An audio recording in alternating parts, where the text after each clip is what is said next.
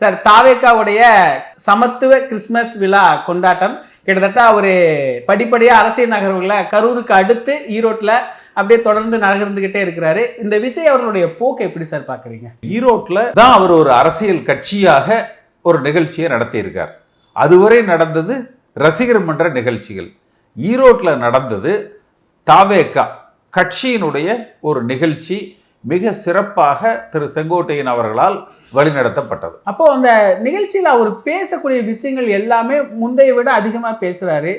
இன்னும் கூட அவர் அரசியல் ரீதியாக பேசலன்னு ஒரு பார்வையை முன்வைக்கிறாங்க. இன்னைக்கு கிறிஸ்துமஸ் விழாவில் கூட அவர் பெரிய அளவில் மக்கள் சார்ந்து பேசுவாருன்னு பார்த்தா அவர் ஒரு 2 நிமிடம் 3 நிமிடம் பேசிட்டு அவர் பாட்டுக்கு பேச்சை முடிச்சுட்டு போயிடுறாரு. இப்போ அவருடைய பேச்சில் ஒன்றும் ஒரு தெளிவின்மை இல்லைன்னு ஒரு புரிதல் எடுத்துக்கலாம். ஈரோட்டில் பேசின பொழுது 30 நிமிடத்துக்கு விழாவாரியாக பேசியிருக்காரு.